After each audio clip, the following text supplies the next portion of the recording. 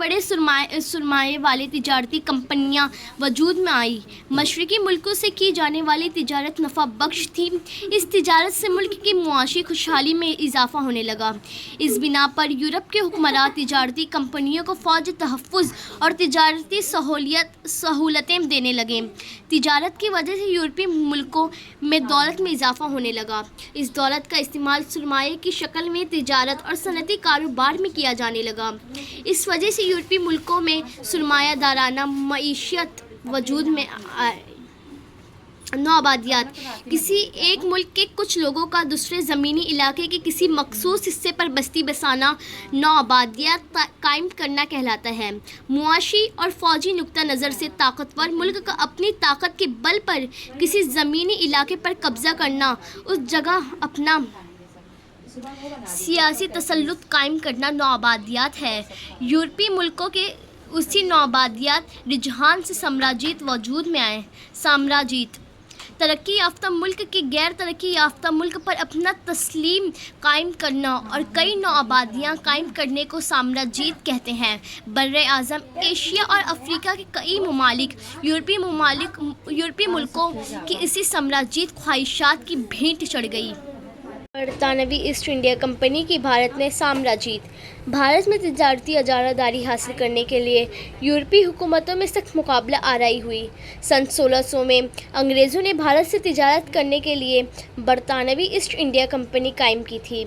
इस कंपनी ने शहंशाह जहांगीर से इजाज़तनामा हासिल करके सूरत में अपनी तिजारती कोठी कायम की। इस कंपनी के तवस्त से भारत से इंग्लिस्तान की तिजारत होती थी। अंग्रेज़ों और फ्रांसीसियों में तसादम। भारत में तिजारती मुकाबले आराई में अंग्रेज़ी और फ्रांसीसी एक दूसरे के हरीफ थे। इस मुकाबला आराई की वजह से अंग्रेज़ों और फ्रांसीसियों के दरमियान 3 जंगें हुई। उन जंगों को कर्नाटक की जंगें कहते हैं। कर्नाटक की तीसरी जंग में अंग्रेज़ों ने फ्रांसीसियों को फैसला किन शिकस्त दी। इस तरह भारत में बरतानवी ईस्ट इंडिया कंपनी के मुकाबिल कोई ताकतवर यूरोपीय हरीफ बाकी न रहा। बंगाल में बरतानवी ईस्ट इंडिया कंपनी के इक़्तिदार की बुनियाद। बंगाल भारत का इंतहाई खुशहाल सूबा है।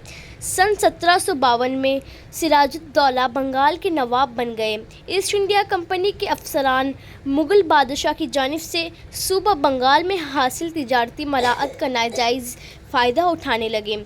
अंग्रेज़ों ने नवाब की इजाज़त के बगैर कोलकाता में अपनी तिजारत कोठियों के गर्द फसलें बना डाली। इस वजह से सिराजुद्दौला ने अंग्रेज़ों पर हमला करके कोलकाता की कोठी पर कब्ज़ा कर लिया। इस वाक़ये के सबब अंग्रेज़ों में बेचैनी पैदा हो गई। रॉबर्ट कैलियो ने नवाब के सपसलार मीर जफ़र को नवाब की गद्दी का लालच देकर अपने साथ मिला लिया। 1785 में प्लासी के मुकाम पर नवाब सिराजुद्दौला और अंग्रेज़ फ़ौज में जंग हुई, लेकिन नवाब की फ़ौज का जो हिस्सा मीर जफ़र की क़ियादत में था उसने जंग में शराकत ही नहीं की, जिसकी वजह से सिराजुद्दौला को शिकस्त हुई। अंग्रेज़ों की पुश्त पनाही के सबब मीर जफ़र बंगाल का नवाब बना है। बाद में अंग्रेज़ों की मुखालिफत करने पर उसके दामाद मीर कासिम को नवाब बना दिया गया। मीर कासिम ने अंग्रेज़ों को गैर कानूनी तिजारत पर रोक लगाने की कोशिश की तो अंग्रेज़ों ने उसे हटाकर मीर जफ़र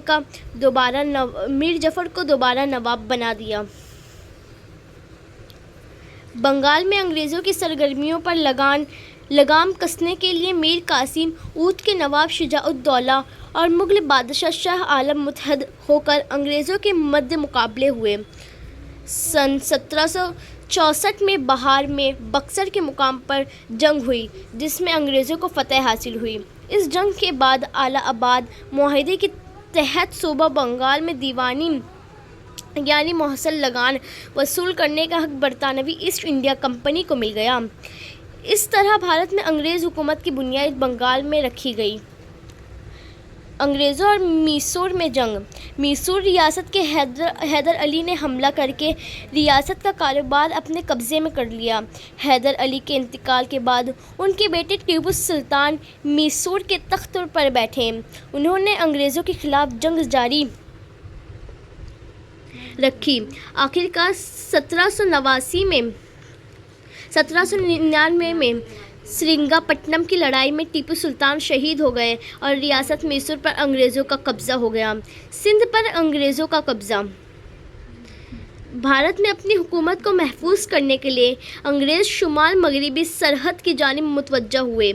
उन्हें खतरा था कि रूस कहीं अफ़गानिस्तान के रास्ते से भारत पर हमला न कर दें, इसलिए अंग्रेज़ों ने अफ़गानिस्तान पर अपना तसल्लुत कायम करने का फ़ैसला किया। अफ़गानिस्तान जाने वाले रास्ता सिंध से होकर गुज़रता था। सिंध की इस अहमियत के पेश नज़र अंग्रेज़ सिंध की जानिब मुतवज्जा हुए। 1883 में सिंध पर कब्ज़ा कर लिया। सिख हुकूमत का खात्मा। 19वीं सदी के आगाज़ में सूबा पंजाब में रंजीत सिंह की हुकूमत थी। रंजीत सिंह के इंतकाल के बाद उनका नाबालिग बेटा दलीप सिंह तख्त नशीन हुआ। उसकी जानिब से उसकी मां रानी जंदन हुकूमत का कारोबार संभालने लगी, लेकिन सरदारों पर अपनी गिरफ्त कायम ना रख सके।